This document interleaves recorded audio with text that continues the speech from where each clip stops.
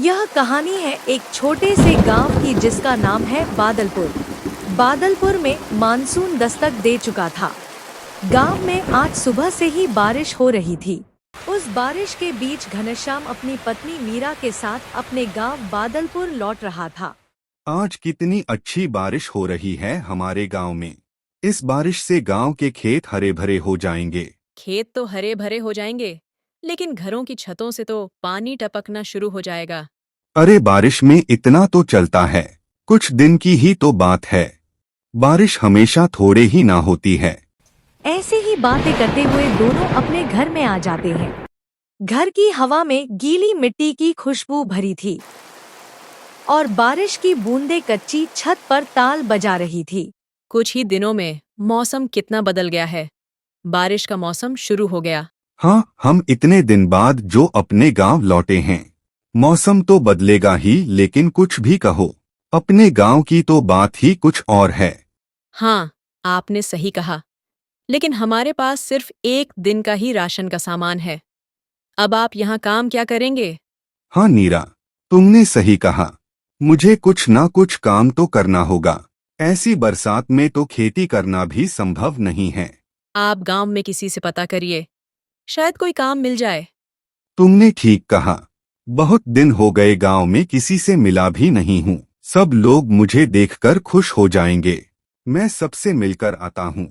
इसी बहाने में कुछ काम भी पता कर लूंगा और सबसे मिल भी लूंगा। कहकर घनश्याम बारिश में ही गांव में सबसे मिलने के लिए निकल जाता है।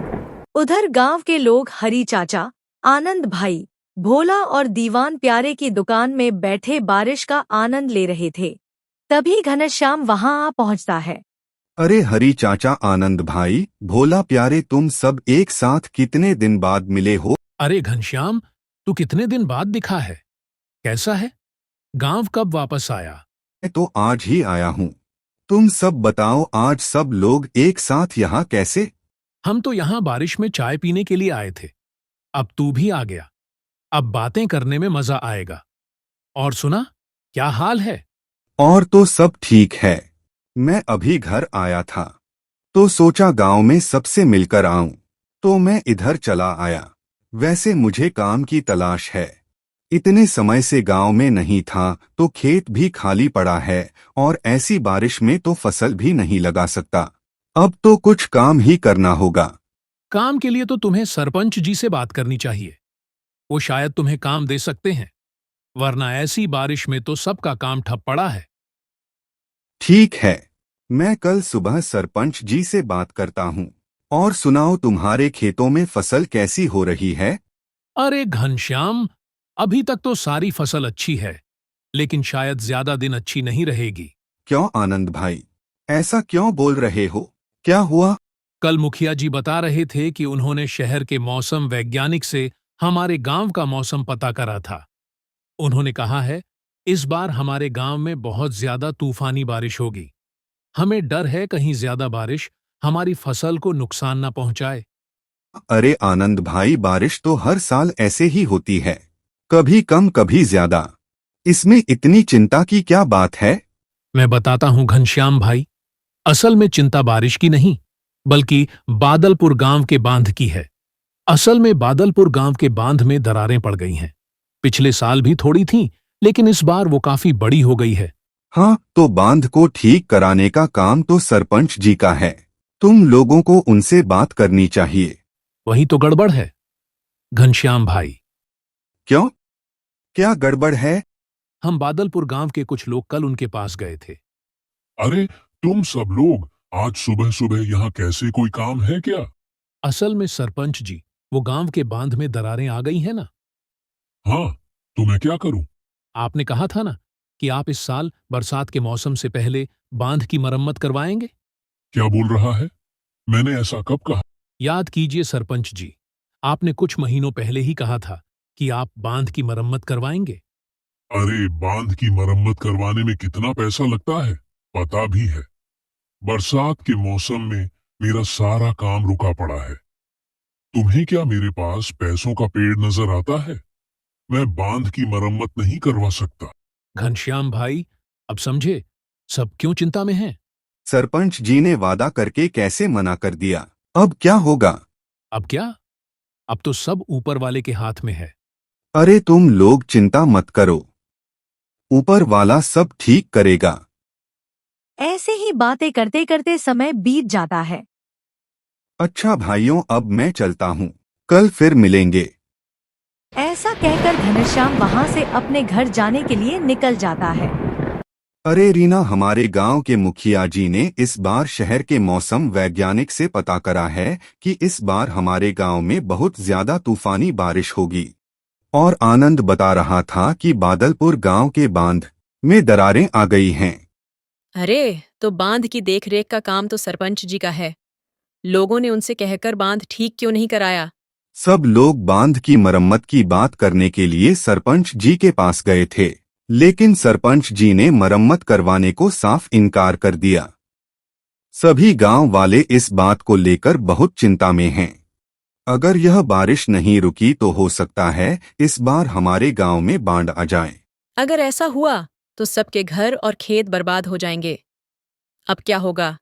तुम चिंता मत करो, अब तो जो होगा देखा जाएगा। वैसे आप काम ढूंढने गए थे, कुछ काम मिला कि नहीं? हाँ, आनंद बता रहा था कि गांव में सिर्फ सरपंच जी के पास काम मिल सकता है। मैं कल सरपंच जी से जाकर बात करूंगा। ऐसे ही बातें करते करते रात हो जाती है। घनश्याम और रीना सो जाते हैं। पूरी रात बारिश ऐसे ही लगातार होती रहती है। अगली सुबह उठकर रामू देखता है कि बारिश अभी भी नहीं रुकी है। लगता है मुखिया जी की बात सच है, बारिश नहीं रुकेगी। अरे नीरा, बारिश अभी तक हो रही है, लगता नहीं कि अब यह रुकेगी। चलो अब मैं बाहर जाकर बाकी सबसे मिलता हूँ, शायद गांव के भले के लिए कुछ उपाय पता चले। और वहीं से मैं काम के लिए सरपंच जी से मिलने के लिए निकल जाऊंगा। बाहर तो बहुत बारिश हो रही है, संभाल कर जाइएगा। घनश्याम बारिश में ही बाकी सब गांव वालों से मिलने के लिए जाने लगता है। आज सुबह से ही सभी लोग प्यारे की दुकान में इकट्ठा हो गए थे। अरे भाइयों, कैसा हाल है? सब ठीक तो है ना? बारिश तो रुकने का नाम ही नहीं ले रही है। हाँ घनश्याम भाई, सब ठीक है। सब बारिश को लेकर बहुत चिंता में आ गए हैं। लगता नहीं है कि यह बारिश रुकेगी। हाँ, वैसे किसी ने बांध के बारे में कुछ पता करा? बांध की दरारें बढ़ी तो नहीं है? आज सुबह ही 2 लोग बांध की हालत देखने गए थे। अभी तक तो सब ठीक है, लेकिन आगे कब तक ठीक रहेगा कुछ पता नहीं। अभी तक बांध ठीक है, फिर भी सड़कों और खेतों में पानी भर रहा है। अगर बांध टूट गया तो क्या होगा? अब जो होगा देखा जाएगा। अच्छा, अब मैं चलता हूँ, मुझे सरपंच जी के पास काम के बारे में पता करने जाना है। अगर कोई काम मिल गया तो अच्छा रहेगा, वरना यह बारिश तो हमें कहीं का नहीं छोड़ेगी। ऐसा कहकर घनश्याम बारिश में ही वहां से सरपंच के घर जाने के लिए निकल जाता है। अरे आओ भाई घनश्याम बाबू, कितने दिनों बाद देखा है तुम्हें। गांव वापस कब आए? जी सरपंच जी, बस कल ही आया था। और सुनाओ घनश्याम भाई, यहां कैसे आना हुआ? जी, मुझे काम की तलाश थी। जब मैं कल गांव के लोगों से मिला था तो उन्होंने बताया कि ऐसी बारिश में तो सिर्फ आपके ही पास काम मिल सकता है, तो मैं यहाँ चला आया। अच्छा, तो तुम काम के लिए यहां आए हो। देखो घनश्याम भाई, बारिश का असर जैसे और लोगों के काम पर पड़ा है, वैसे ही मेरे काम पर भी पड़ा है। ऐसी बारिश में सारा काम रुका हुआ है। मैं तुम्हें काम पर नहीं रख सकता। अरे सरपंच जी, ऐसा मत कहिए, आपका तो इतना बड़ा कारोबार है, आपके पास कोई ना कोई काम तो होगा ही। अरे मैंने कहा ना, मेरे पास तुमसे कराने के लिए कोई काम नहीं है। सरपंच जी, ऐसा मत कहिए, आप ही मेरी आखिरी उम्मीद हो। घनश्याम की लाख कोशिशों के बाद भी उसे काम नहीं मिलता है और वह निराश होकर वापस चला जाता है। अरे घनश्याम भाई, क्या हुआ? बड़े निराश लग रहे हो, काम नहीं मिला क्या? हाँ आनंद भाई, सरपंच जी ने कहा कि बारिश में उनका भी कारोबार रुका हुआ है, वो मुझे काम पर नहीं रख सकते। अरे भाई घनश्याम, तू अकेला इस चिंता में नहीं है। हम सब उसी हालत में हैं। अगर बाढ़ आ गई तो हम सबकी फसल और घर डूब जाएंगे। हम सबके पास कुछ भी खाने को नहीं बचेगा। इस बार की बारिश ने गांव वालों को डरा कर रख दिया था। अगर बारिश ज्यादा हुई तो भी नुकसान होना तय था और अगर कम हुई तो भी। तभी बारिश में एक आदमी वहां आता है। अरे हरी चाचा, गांव के बांध से पानी रिसना शुरू हो गया है। थोड़ी ही देर में पानी गांव में घुसने लगेगा और हो सकता है कि बांध टूट भी जाए। सभी लोग यह बात सुनकर और भी चिंता में आ जाते हैं। अब हम क्या करें हरी चाचा? करना क्या है?